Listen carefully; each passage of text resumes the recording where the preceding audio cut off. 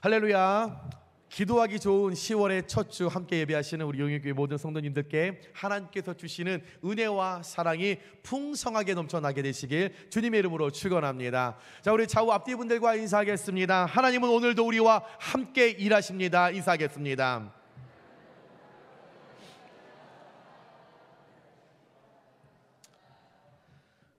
여러분들은 이 세상을 살아가시면서 우리 각자와 주변 사람들이 어떤 관심사를 갖고 무엇에 마음을 뺏기며 살아가고 있는지 혹시 알고 계십니까?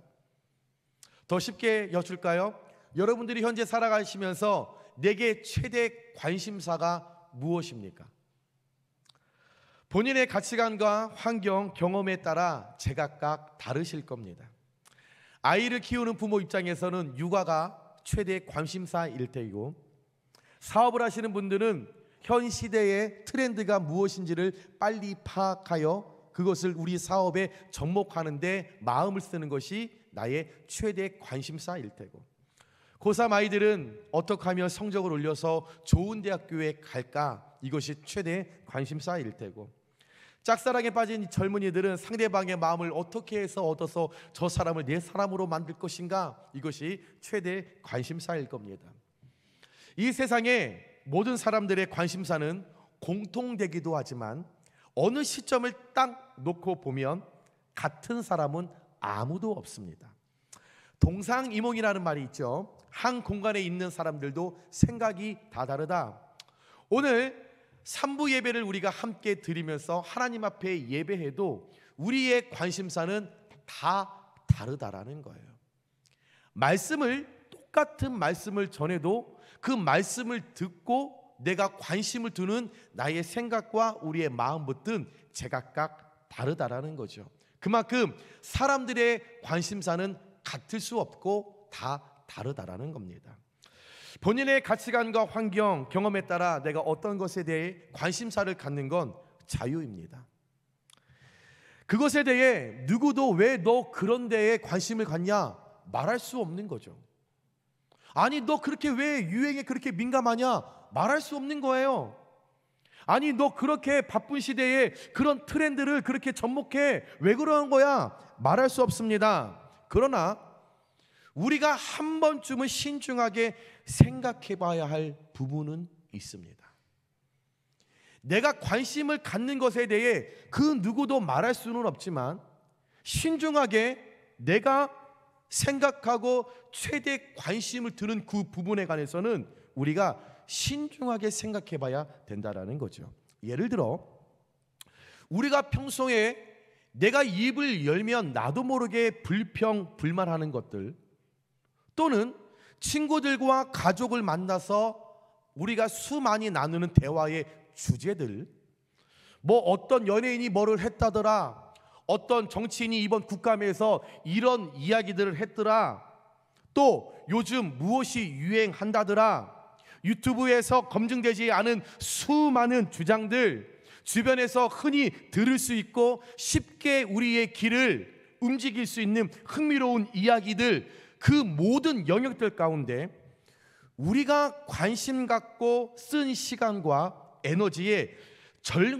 여러분 정말로 걸맞는 진짜 중요한 것들이 몇 개나 되는지, 내가 하루에 잠을 자기 전에 핸드폰을 틀고 유튜브에 검색하는 그 단어들이 과연 내 삶에 얼마나 유익이 되는지, 내가 가족과 친구들과 대화하는 모든 주제들, 그 주제들 가운데 나의 신앙과 믿음을 강건하게 만드는데 그것이 얼마나 사용되는지, 내 입을 열어 원망하는 그것들, 불평하고 원망하기 위해서 내가 에너지 쓰고 사람들을 만나면서 길을 뺏기는 그 모든 것들, 그 에너지에 맞게끔 걸맞게끔 내가 살아가는 데 유용하게 도움되는 것들이 과연 얼마나 되는지, 몇 개나 되는지 우리는 따져볼 필요가 있다라는 거죠.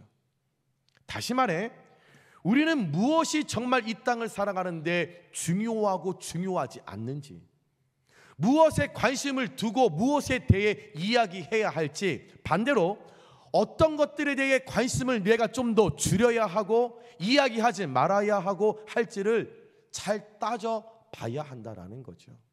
말하는 건 자유입니다. 그러나 말하지 말아야 할 것들에 관해서 내가 얼마나 집중하고 있는지, 관심을 갖는 건 중요하지만 내 삶의 신앙과 믿음에 유익하지 않는 것을, 그 관심을 두지 않기 위하여 나는 얼마나 노력해야 하는지 중요하다라는 거죠. 왜냐하면 현재 저와 여러분이 살아가는 나의 삶의 모습은 내가 현재 무엇에 관심을 갖고 살아가느냐를 반영하고 있기 때문입니다.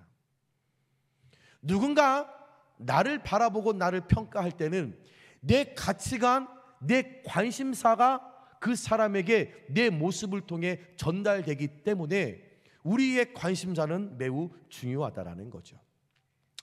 예수님 당시에 안식일에 예수님께서 병든 자를 고치심으로 인해서 바리새인들의 악함이 정확하게 드러난 사건이 있었습니다. 예수님께 있어서 예수님의 공생한 3년 반 동안 예수님의 최대 관심사는 영혼이었습니다. 한 사람이었다라는 거죠. 그래서 예수님은 안식일이건 안식일이 아니건 길을 가시다가 병든 자가 있으면, 어려운 자가 있으면, 고난 자가 있으면 그 어려운 모습을 바라보시면서 내가 저 사람 고쳐줘야지, 저 사람 내가 만져줘야지, 내가 일으켜줘야지. 이것이 영혼을 살리는 것이 예수님의 최대 관심사였다면, 바리새인들의 관심사는 사람이 병이 들던, 사람이 먹을 것이 없어 죽던, 고난당하며 살아가던, 내 옆에 있는 지체가 눈물로 살아가던 그것들과 전혀 상관하지 않고, 그것에 관심을 두지 않고 자신들이 정해내온 규례대로, 법대로, 방법대로 오히려 안식일을 지키나 안 지키나, 어떻게 하면 트집을 한번 잡아볼까, 어떻게 하면 잘못을 꼬집어낼까, 이것이 바리새인들의 최대 인생의 관심사였다라는 거죠.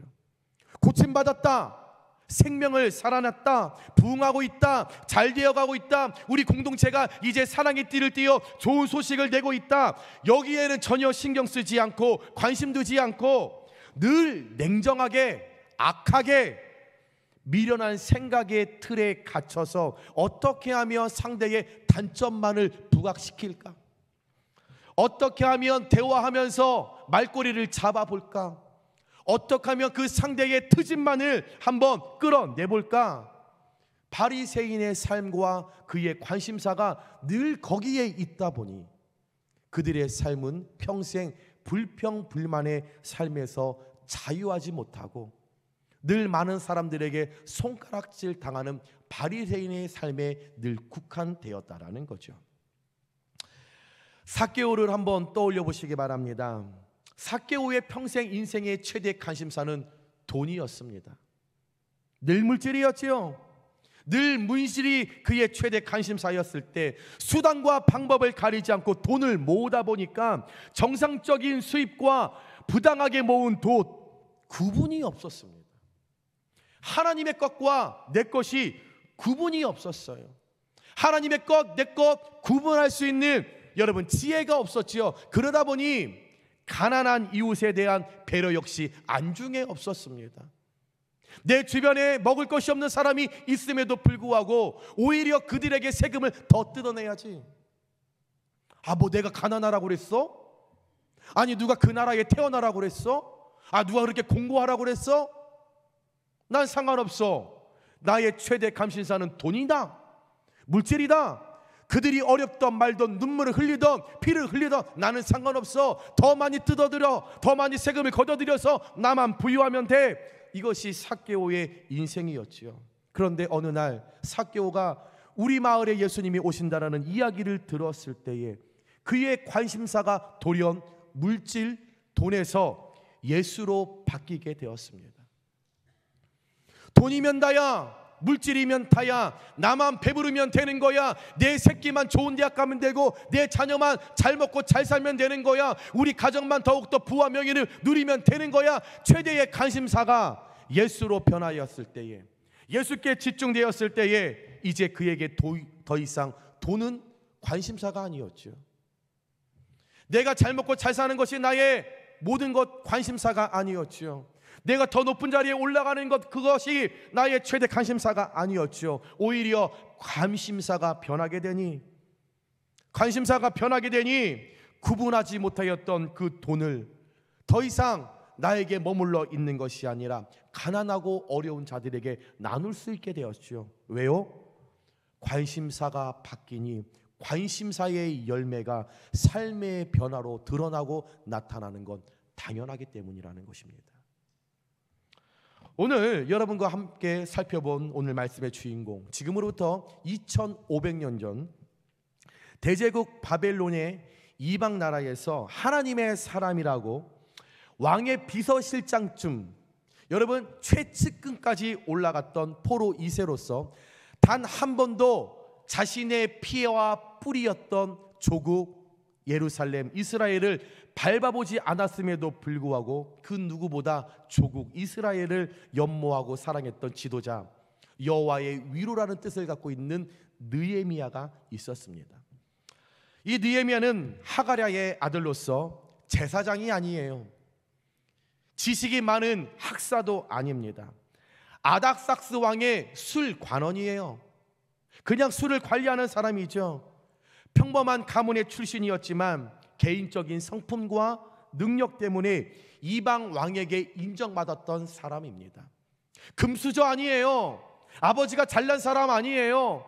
똑똑한 사람 아니었다라는 거죠. 그러나 그가 가지고 있었던 인품, 성품, 그 능력, 이방 왕에게 저거 똘똘하네, 이야 저거 쓸만하네, 내 곁에 두면 이 사람을 통하여 내가 시너지 효과를 얻을 수 있겠네, 이방 왕에게 발탁되었던 사람이 이 느헤미야입니다.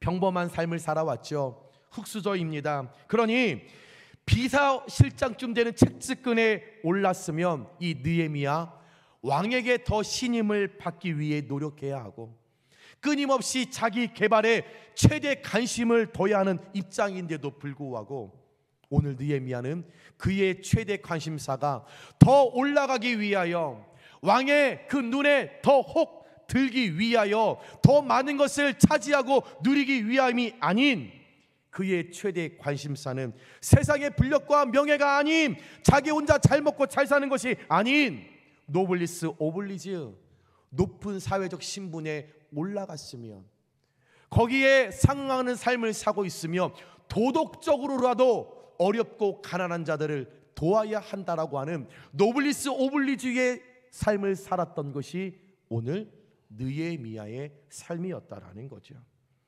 한 번도 가보지 않았던 고국, 한 번도 만나보지 않았던 유대 민족들, 그의 형편이 너무 어렵다라고 그 이야기를 들었을 때 나의 최대 관심사가 내가 잘 먹고 내가 올라가는 것이 아니라 어떻게 하면 그들을 도울까? 어떻게 하면 그들과 함께 할까?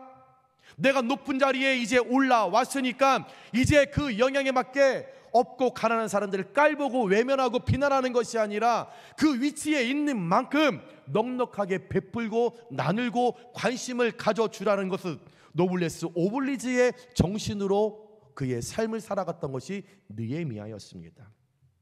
어느 날이었습니다. 그의 친구이자 친족인 하나니가 왕궁에 놀러 왔죠. 왕궁에 놀러 와서 느헤미야와 이렇게 교제의 문을 여는데, 이제 느헤미야가 자신이 가지고 있었던 최대 관심사였던 유대 민족과 예루살렘이 어떤지를 이제 물어보는 그 장을 열게 되었습니다. 자신은 영예롭게 살아가고 있고 풍족하게 살아가고 만족을 누리며 살아가고 있었으나 자신이 이스라엘 민족이라는 사실을 잊어버리거나 환난 중에 고난 중에 있는 그 백성들을 여러분 떨쳐 버릴 수 없었기 때문에 심중으로라도 그 형제들을 돌아보고 그들의 고욕을 돌아보면서 관심을 가질 수밖에 없었습니다. 비록 그 느헤미야는 높은 위치에 있었지만, 많은 것을 먹고 많은 것을 누리는 사람이었지만, 천하고 멸시당하는 자신의 형제 유대 민족들이 어려움에 빠져서 밥 못 먹고 죽어가는 모습을 바라보면서 들으면서 괴로워할 수밖에 없었죠. 그랬을 때에 그들은 그와 늘 교제하면서 그들이 어떻게 하면 도울 수 있을까 연락하고 관심을 갖는 걸 부끄러워하지 않았습니다.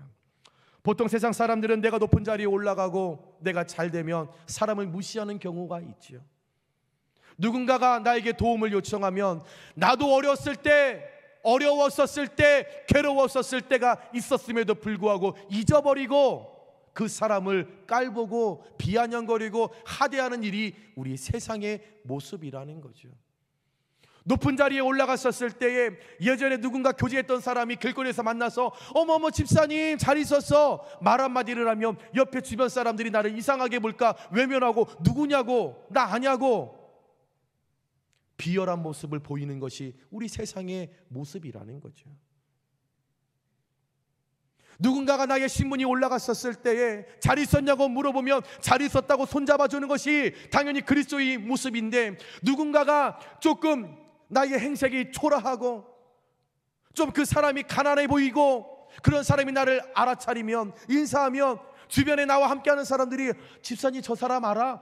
몰라 누구야?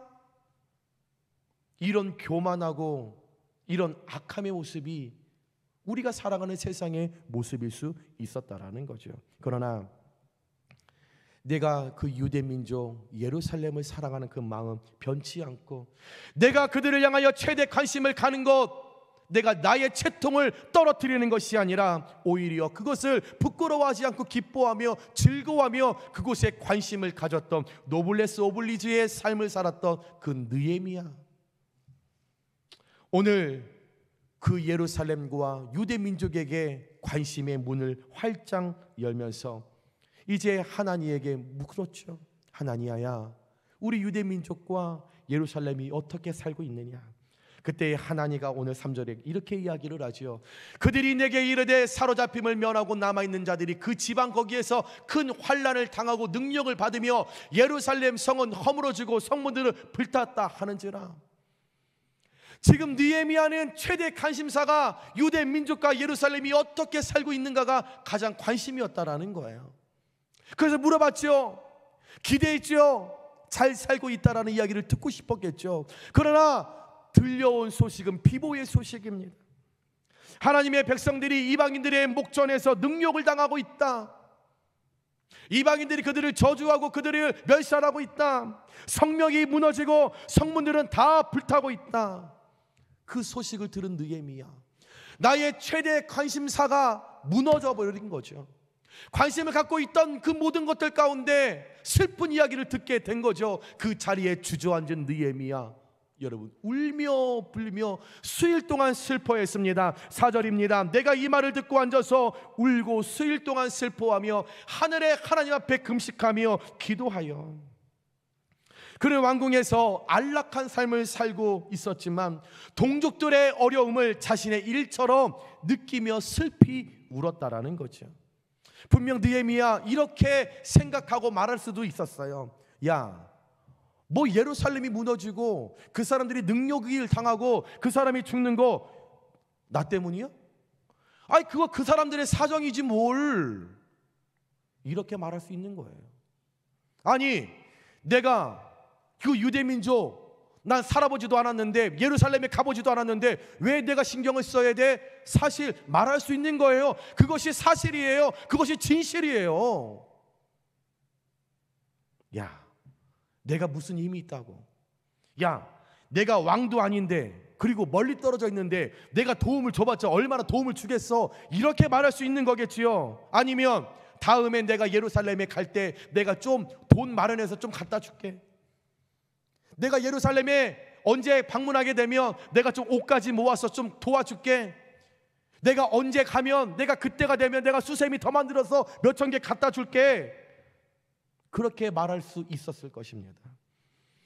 우리는 여기서 주목해야 할 부분이 느헤미야는 오늘 그 소식을 들었을 때에 예루살렘의 큰 환난과 고난을 자기에게 닥친 고난과 환난으로 여기면서 더 큰 자신의 관심사를 최대로 열었다라는 거죠.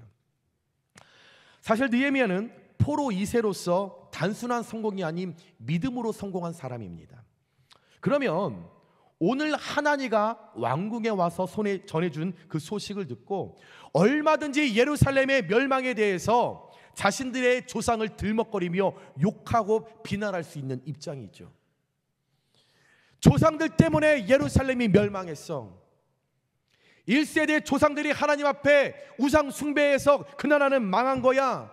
우리나라가 이 꼴로 이렇게 망하게 된 건 다 조상들, 우리 윗세대 1세대 때문에 다 그런 거야. 그들을 향하여 정죄하고 욕하고 비난하는 것 당연한 일입니다. 맞는 이야기잖아요. 여러분, 2세들이 잘못한 것 아니에요. 1세들입니다. 1세대들이 하나님 앞에 범죄하고 우상을 만들어서 하나님 앞에 숭배하였을 때 하나님 진노하셔서 지금 예루살렘이 무너지는 거예요. 유대 민족이 하나님 앞에 여러분 지금 진노하셔서 하나님 앞에 진노를 샀기 때문에 그들이 망한 거예요. 그런데 오늘 말씀 느헤미야가 6절 7절에 뭐라고 고백을 하냐면, 예루살렘이 이런 고난과 아픔을 겪는 건 다른 누구 때문이 아니라 바로 나 때문에, 내 자신과 자신의 집에 범죄했기 때문에 이런 일이 일어났다라고 자신의 아픔으로 여겼다라는 거죠.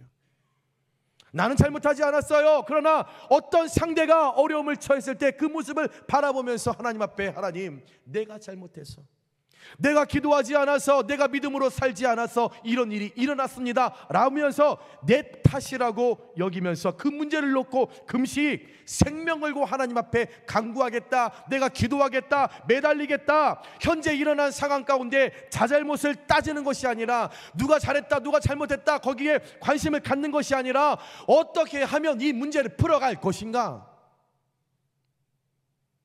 어떤 문제가 일어나면 우리는 네가 잘했냐, 내가 잘했냐, 이거부터 따지고 있다라는 거죠. 아이가 다쳤어요. 당신이 똑바로 아이를 살피지 않았으니까 이런 일이 일어나는 거야. 상대방에게 전가해요. 아니, 네가 좀 더 관심을 갖지. 네가 낳았잖아. 내가 낳았냐. 막 서로 자잘못을. 그러나 아이가 아프면 그 아픈 아이를 먼저 병원에 들고 가서 문제를 해결할 생각을 해야지. 그 자리에 앉아서 네가 잘했냐, 내가 잘했냐, 이것이 우리의 일어나는 문제 가운데 모습이라는 거죠. 그러나 오늘 느헤미야는 문제 앞에 1세대가 잘했냐 잘못했나 따진 것이 아니라 오히려 하나님 내 탓입니다. 내가 관심을 다른 곳에 두었기 때문에 이런 일이 일어난 것입니다. 하나님 앞에 기도했다라는 거죠. 저와 여러분도 어떤 어려운 문제를 만나면 남 탓하고 상대방 욕하고 원망하고 따지고 책임 전가하는 것이 우리의 현실의 모습입니다. 너 때문이야. 너만 만나지 않았으면 나 이런 일을 당하지 않은데 여전히 어려움을 겪고도 그 상대방에게 원망을 돌리는 거예요. 책임 전가해요. 나는 안 그러려고 그랬는데, 나는 안 하려고 했는데 너 때문에 내가 한 거잖아. 엄마, 나는 안 그러려고 그랬거든요. 근데 오빠가 시켜서 한 거예요. 그러나 선택은 네가 했잖아. 늘 매사에 모든 일에 원망하고 정가하고 남 탓하는 그런 모습. 그런데 그렇게 해서 해결되는 것은 아무도 없다라는 거죠. 오히려 그러면 그럴수록 내 속의 증오와 분노의 게이지만 상승할 뿐, 머리를 잡고 혈압만 오를 뿐 해결되는 건 아무도 없다라는 거죠. 느헤미야, 유대 민족과 예루살렘의 회복에만 관심을 두니 묻게 된 거죠. 물었더니 듣게 되었죠. 듣다 보니 공감하게 되었죠. 공감하다 보니 어떻게 하면 이 문제를 해결할 수 있을까 열망이 생겨났다라는 겁니다. 다시 반대로 관심을 두지 않으며 묻지 않지요. 묻지 않으며 듣지도 않죠. 듣지도 않으며 공감하지도 않죠. 공감하지도 않으면 그 누구도 내 곁에 굶어 죽어가는 사람이 있어도, 어려움을 당하는 사람이 있어도 그들을 도와야겠다, 그들에게 베풀어야겠다, 그런 감정도 그런 열망도 우리 안에는 없다라는 거죠.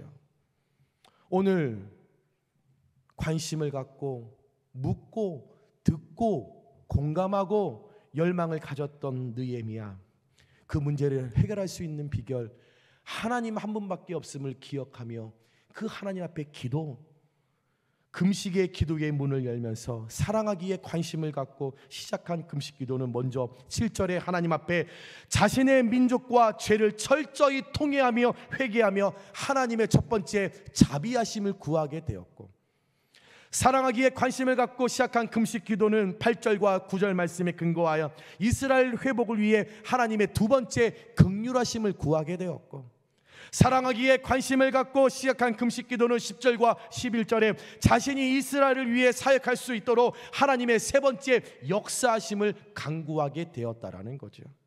하나님의 자비하심과 하나님의 긍휼하심과 하나님의 역사하심, 만약 느헤미야가 최대 관심을 유대 민족과 예루살렘에 두지 않았더라면 느헤미야는 느헤미야 1장부터 하나님의 긍휼하심, 자비하심, 역사하심을 구하지 않았을 것이라는 거죠.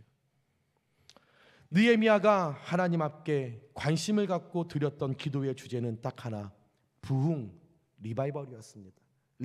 다시, 바이브, 살다, 다시 살아나는 거죠. 하나님의 영광이 이스라엘 땅 가운데 다시 살아나는 것, 하나님의 나라가 이 땅 가운데 다시 한번 회복되어지는 것, 하나님의 백성 이스라엘이 다시 살아나는 것을 위하여 오로지 내 민족 이스라엘의 회복을 위해 관심을 갖고 거기에 최대 관심을 두고 생각하고 그 열망으로 기도할 때 하나님으로부터 느헤미야는 응답받고 이 땅 가운데 부흥과 회복의 열매를 맺게 된 줄 믿으시기 바랍니다.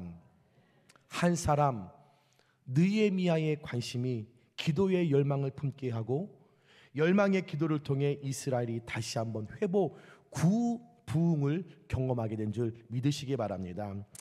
사랑하는 여러분, 지금 여러분들은 어떤 것에 최대 관심을 두고 살아가고 계십니까? 혹 자신의 안일함과 평안함에 대해서만 비서실장 책직근의 자리보다 더 높은 자리에 올라가는 데만 관심을 갖고 있지는 않으십니까? 하나님께서 저와 여러분에게 현재 허락하신 나의 삶, 영역, 은사, 달란트, 물질, 평안함과 비서실장쯤 되는 채찍근 자리에 올려주신 이유, 다른 것 아닙니다. 딱 하나, 노블레스 오블리주. 이 의식을 갖고 나보다 어렵고 가난하고 고통당하고 고난에 빠진 힘든 사람들을 위해 관심을 갖고 그들과 함께 울고 그들의 회복, 부흥을 위해 중보하고 그들을 도우라고 여러분 우리에게 허락해 주셨다라는 거죠. 말씀을 정리합니다. 여러분, 제가 이번 케냐에서 16살짜리 레디라는 아이를 제가 만났습니다. 케냐를 도착한 첫날 이 친구를 만났습니다. 이 아이에 대해서 이야기를 이렇게 들여다보니까 아빠와 엄마가 이혼을 했어요. 그래서 엄마와 다른 형제 6명과 이렇게 살고 있는 아이였습니다. 첫째 날 우리 팀들이 노방전도를 다 나가고 저는 혼자서 노방전도를 하고 이렇게 돌아오는 길에 이 친구를 만난 거예요.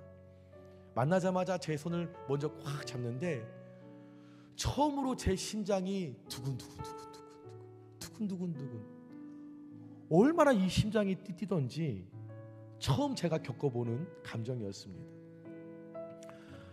그래서 이 배고픈 친구 어떻게 하지? 그래서 이 아이를 데리고 한 1km를 걸어가서 그 매점에서 먹을 거를 사줬어요. 그래서 많이 사? 그랬더니 소다 하나, 탄산 하나랑 빵 하나를 고르는 거예요. 더 사? 아니 괜찮대. 그래서 이렇게 돌아오는데 이 손을 놓지 않는 거예요. 그런데 가슴이 계속 떨리는 거예요. 근데 이 아이가 이 센터에서 1시간 거리를 늘 걸어 다니는 아이예요. 근데 또 저의 또 사명이 뭐예요? 신방 가는 거잖아요. 그래서 또 선교 나가서 또 처음 또 신방을 가봤습니다. 그래서 현지 선교사님들을 빼놓고 그쪽에 있는 우리 현지 목사님 운전을 해서 박준혁 전도사랑 둘이 그 집을 신방을 했어요. 한 15분쯤 되는 곳을 갔는데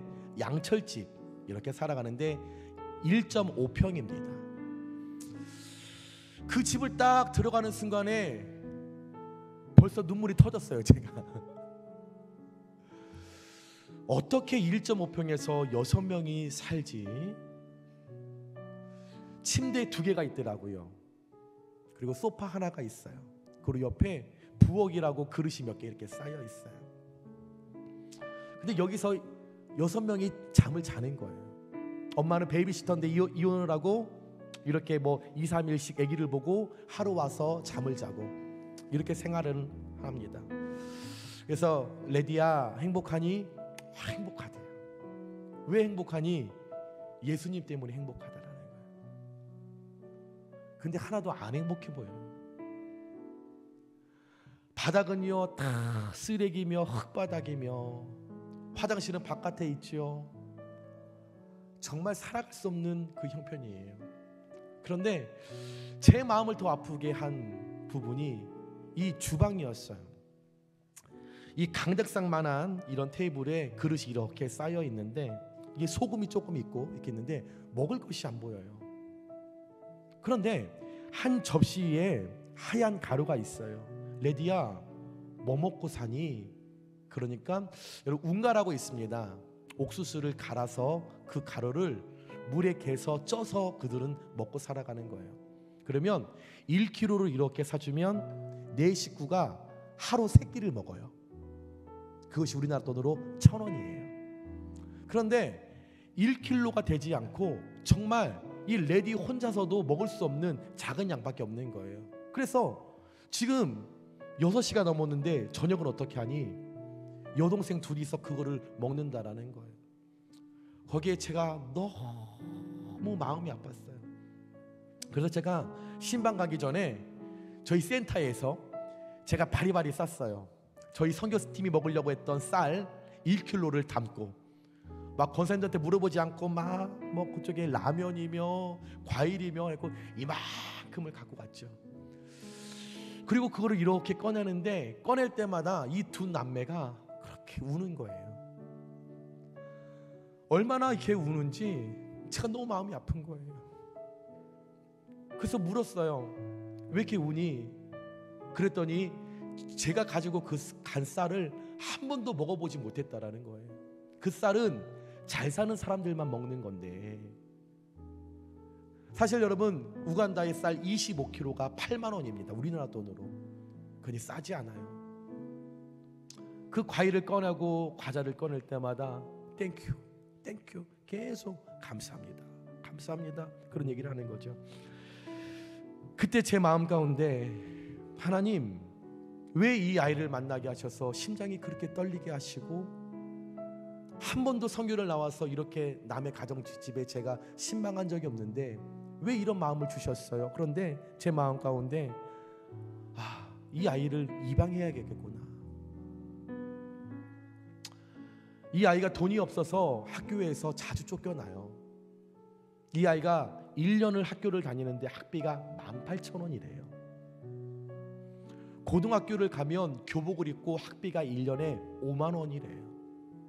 그런데 그게 없어서 선생님한테 맞고 수업 중에 쫓겨 나오는 거예요. 그런데 정확하게 제가 마지막 날에 알았던 건 저를 만난 그 화요일 날이 학비 때문에 선생님한테 맞고 쫓겨서 센터로 왔던 거예요. 얼마나 제 마음이 괴로운지 더 많은 아이들도 참 힘들고 어렵게 살아가는데 그 아이를 만나게 하신 이유 꿈이 뭐야 물어봤더니 의사가 되는 거래요. 그래서 반에서 몇 등 하니 45명 있는데 13등 안 돼요. 안 돼! 너 야! 13등 어떻게 해? 1등 해야 의사가 되지.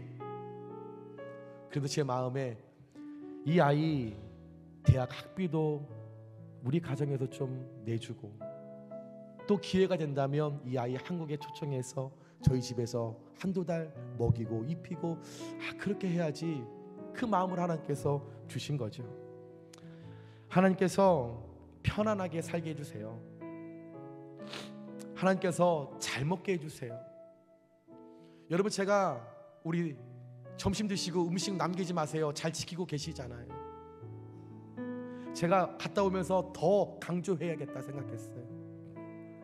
몇백 명 아이들 밥을 먹이는데요, 얼른 먹고 한 번 더 먹으려고 그 국물까지도 그 핥아서 먹고 다시 와서 서요. 좀 먹겠다고. 근데 우리 얼마나 남겨요? 내 양 알면서도 얼마나 남겨요? 근데 먹을 것이 없어서 정말로 그렇게 힘들게 살아가는. 레디야, 일주일에 몇 끼를 먹고 사니? 목사님, 3번 먹어요 그러더라고요. 우리는 일주일에 21끼 먹거든요. 근데 한 아이는 3끼를 먹고 살아간다고 하더라고요. 노블레스 오블리즈, 하나님께서 높여주셨습니다. 하나님께서 잘 살게 해주셔요. 하나님께서 만족을 누리면서 살게 해주고 계세요. 단순한 호기심이 아닙니다. 진심 어린 사랑, 하나님의 뜨거운 열망을 갖고 느헤미야가 예루살렘과 유대 민족을 위하여 노블리스 오블리스 잊지 않고 높은 자리에 편안할 때 잘되게 해주셨을 때, 그들을 살필 때 하나님께서 예루살렘의 회복을 이룰 수 있도록 그 길을 열어주셨습니다. 혹시 내가 어떤 일에 특별한 관심을 두게 된다면 가볍게 지나치지 마시고, 내 주변에 어떤 누군가에게 나도 모르게 특별한 관심을 갖게 된다면 가볍게 지나치지 마시고 민감하게 반응하여 기도의 자리, 뜨거운 열망으로 주님 앞에 나아가시는 저와 여러분들 되시길 주님의 이름으로 축원합니다. 하나님께서 저와 여러분을 통해 내가 관심을 두고 있는 영역, 관심을 두고 있는 사람, 그곳에 느헤미야처럼 회복과 부흥을 이루시기 위하여 그 일들을 이룰 수 있도록 지금 하나씩 하나씩 길을 열어주고 계신 줄 믿습니다. 자, 저와 여러분의 눈에 뭐가 보이십니까? 저와 여러분의 최대 관심사가 무엇입니까? 무엇이 관심을 끌고 있습니까? 하나님께서 이루실 부흥, 그 회복이 나타나는데 나의 에너지와 그 열망이 여러분 그곳에 집중함으로 말미암아 성령의 바람을 통하여 우리 회복해야 하시는 하나님께서 악함과 질병과 관함과 모든 아픔과 슬픔을 다 성령의 바람으로 주님께서 다 몰아가시고 그것 가운데 성령의 훈풍으로 모든 사람들 가운데 부흥과 회복의 역사가 일어나는데, 축복의 씨앗으로 우리 용인교회와 용인교회에 속한 모든 성도님들이 그곳에 쓰임받는 놀라운 일들이 오늘 이 아침에 일어나게 되시길 주님의 이름으로 축원합니다. 자, 우리 옆에 분들과 인사하겠습니다. 관심은 하나님을 일하게 하십니다. 인사하겠습니다.